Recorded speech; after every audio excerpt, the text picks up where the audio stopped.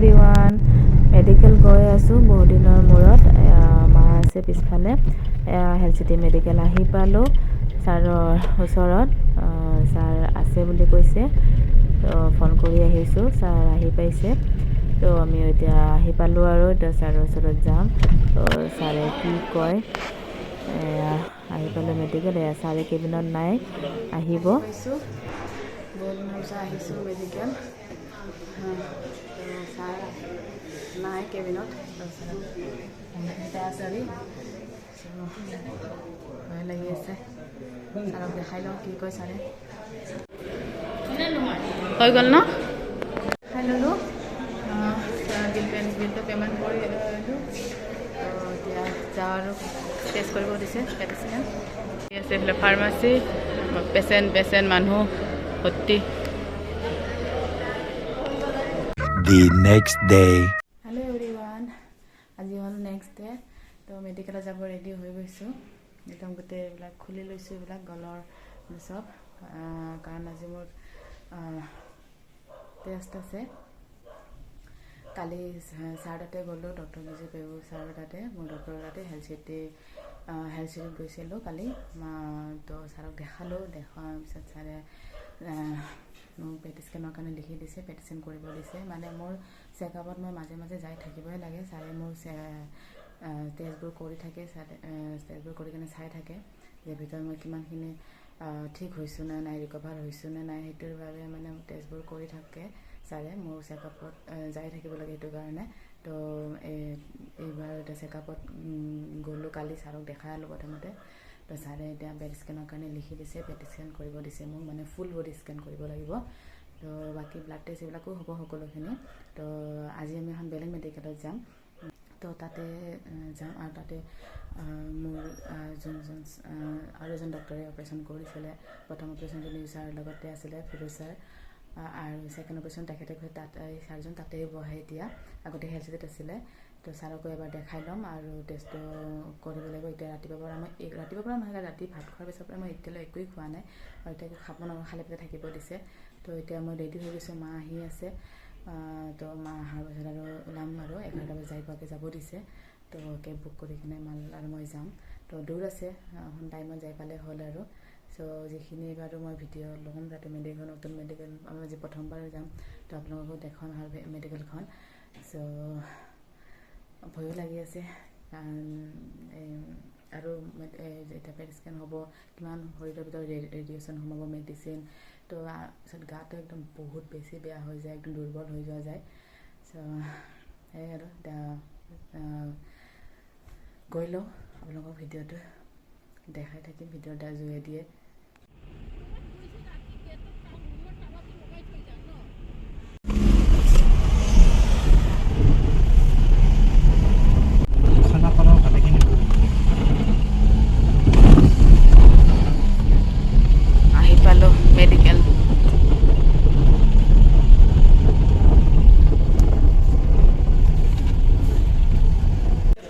Medical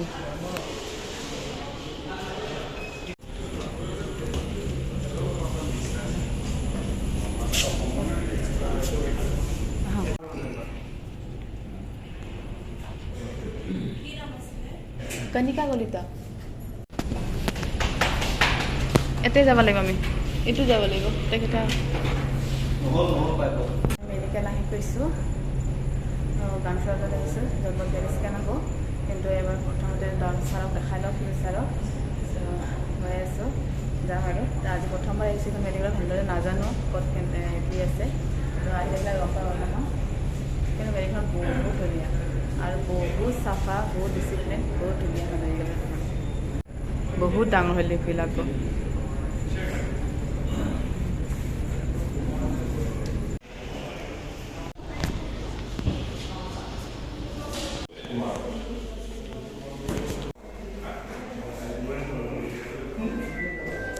ছাৰক দেখাই ওলাই আহিলোঁ ছাৰে মেডিচিন লিখি দিছে মেডিচিন ল'ব আহিছোঁ আচ্ছা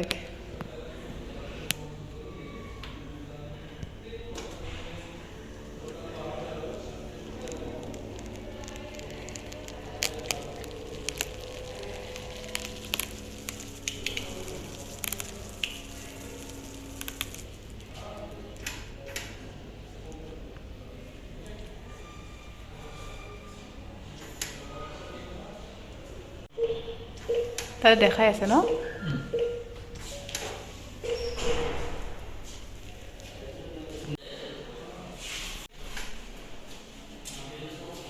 মাৰ প্ৰেছাৰ দেখি থকা হৈছে মেচিনত আহি আছে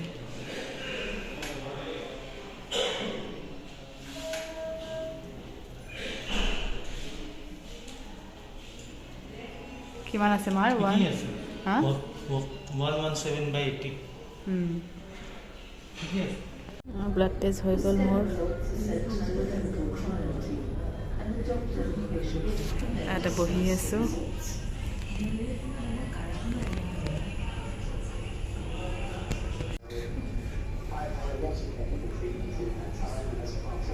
কিবা লাগি গৈছে একো খোৱা নাই যে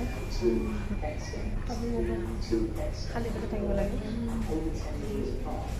মেডিচিনত সোমাব লৈছোঁ আৰু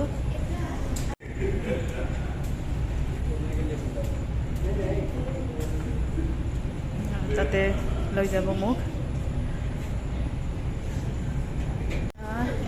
মেডিচিনত যাব ৰেডি ব্লাড প্ৰেছাৰ ৰিপৰ্টটো আহি গ'ল লৈ যাব আৰ্হি হস্পিটেল পূৰা খালী হৈ গৈছে কোনো পেচেণ্টে নাই এই ৰাতিপুৱা আহিছিলোঁ গধূলি হৈ গ'ল পূৰা কোনো পেচেণ্টে নাই এন্ধাৰ হৈ গৈছে বাহিৰত হৈ গ'ল পেডিস্কেন গা একদম বেয়া হৈ গৈছে অৱস্থা নাই একদম বিল পে'মেণ্ট কৰিব গৈছে বহুত পইচা লাগে কাৰণ প্ৰাইভেট হয় ন মেডিকেল পেট স্কেনৰ ফুল বডি স্কেনৰ বহুত পইচা লয় টোটেল 30,000 মান গ'লেই কেন্দুলা লগাইছিল ইয়াতে এইবিলাক ফুটা কিমানবাৰ ফুটাইছে মোৰ হাতত মানে হেণ্ডবোৰে সৰু সৰু মাথা পৰা বিষাইছে একদম বেয়া গৈছে একদম এই কালি ৰাতি 9:30 বজাতে ভাত খাইছিলোঁ ৰাতি তাৰপিছৰ একো খোৱা নাই আজি এতিয়া গধূলি 6টা বাজে 6টা বজালৈ মুখত একোৱে এনা নাই খালি পানী খাইছোঁ গা বেয়া হৈ গৈছে আৰু একদম খাই আছে এইবিলাক এতিয়া কেব বুক কৰিব লাগিব কেব বুক কৰোঁ ঘৰত যাওঁ আৰু কালি ৰিপৰ্ট দিব আজিতো নাপাম ৰিপৰ্ট বাহিৰৰ পৰিৱেশ পূৰা এন্ধাৰ হৈ গৈছে কিমান গাড়ী আছিলে দিনত গোটেই খালী হৈ গৈছে এতিয়া কেইখনমান আছে এখন মেডিকেল গাড়ীত বহিলোঁ যাওঁ আৰু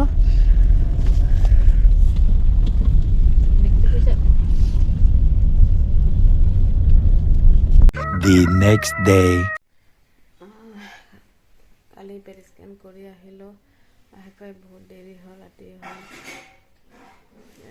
আহি পাই থ'লোঁ তাৰপিছত আৰু বিচনাতে আছোঁ একদম গা বহুত বেয়া লাগি গৈছিলে বমি লাগি আছিল সেইকাৰণে একো ঘৰ আহি পাই একো ভিডিঅ' কৰিব নোৱাৰিলোঁ আজি নেক্সট দিন আজিও গাটো ইমান ভাল লাগি থকা নাই মায়ে কামবোৰ কৰি আছে ORS খাই আছোঁ গাত ভৰিত এইবিলাক সোমাই তো গৰম হৈ থাকে তো দৈ খাইছোঁ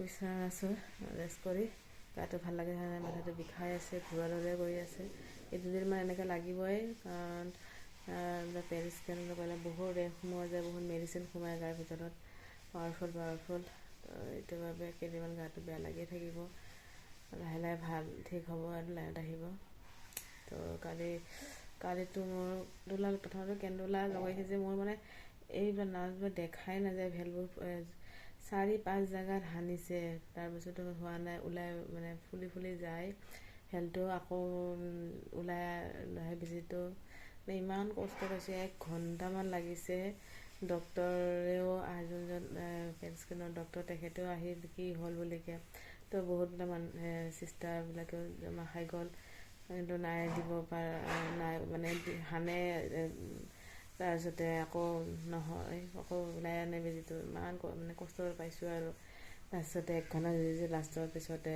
চিষ্টাৰে ৰেলে ইয়াতে হৈ গৈছে কিন্তু এতিয়াও চাওক আজিও মানে মোৰ ব্লাড এনেকৈ লিক হৈ আছে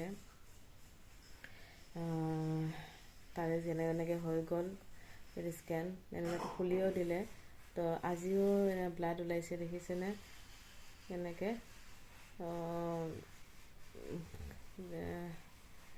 ব্লাড ওলাই আছে জোৰ দিয়া নাই হাতত, ব্লাড ওলাই আছে। চ' এই আৰু আকৌ ৰিপৰ্টটো কালি ৰিপৰ্টটো আজি অহা কথা, তো এতিয়ালৈ আহি পোৱা নাই, ফোন কৰা নাই, ফোন কৰিম বুলি কৈছে। ৰিপৰ্টটো আহিলে ল'ব যাব লাগিব। তো ৰিপৰ্টটো আজি এতিয়ালৈ আহি পোৱা নাই, কেতিয়ালৈ আহে ভয়ো লাগি আছে, কি হয় ৰিপৰ্ট, চিন্তাও লাগি আছে। ৰিপৰ্টটো অহাৰ পাছত আকৌ ছাৰক দেখাব যাব লাগিব। চ' এতিয়া ৰেষ্ট কৰি আছোঁ আৰু। The next day.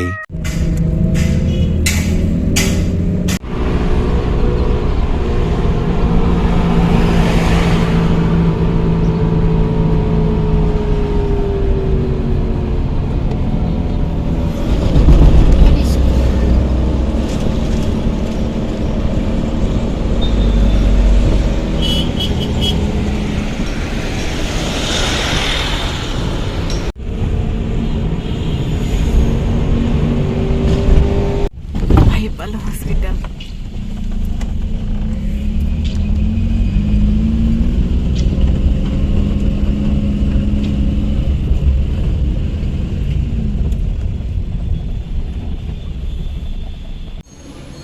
মেডিকেল আহি পাইছোঁ আমি। ৰিপৰ্ট ৰিপৰ্টটো লৈ ল'লোঁ।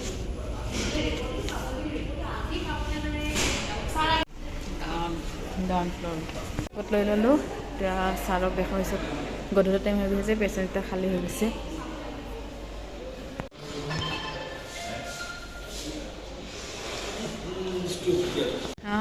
যাব ওলাইছোঁ আৰু ইয়াৰ পৰা এতিয়া আকৌ হেল্থ চিটি যাব লাগিব। এখন আৰ্হি হস্পিটেল পূৰা মেডিকেল। এইফালে কেণ্টিন আছে আৰু ৰিচিপশ্যনে, এইফালে কেছ কাউণ্টাৰ।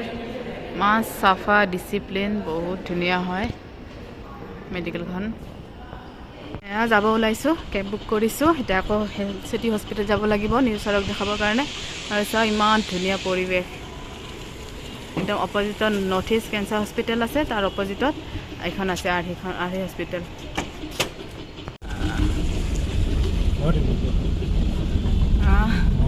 ওলাইছোঁ, গাড়ীত বহিছোঁ। ইয়াৰ পৰা এতিয়া হেল্থ চিটি হস্পিটেলত যাওঁ। ছাৰে অতীত আছে, তো ছাৰক লগ কৰিব লাগে। আৰু ইফালে চাওঁ, ইফালেও কাম চলি আছে। ইয়াতে কিবা হ'ব, পূৰা কাম চলি আছে।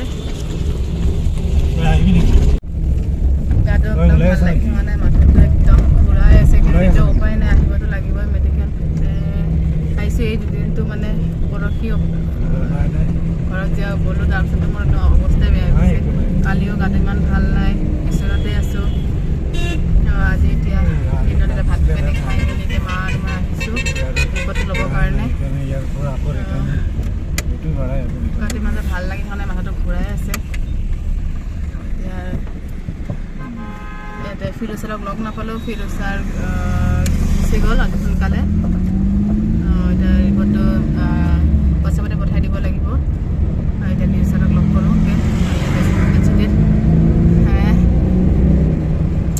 দুখন মেডিকেল যাব লগা হৈছে। মেডিকেল পালোঁ হেল্থ চিটি।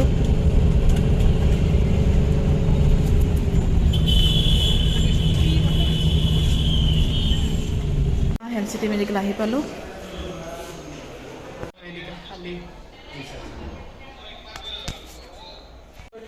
ৰেডিয়েশ্যন কলজি পেচেণ্ট নাই, চবৰে হৈ গ'ল। মানুহ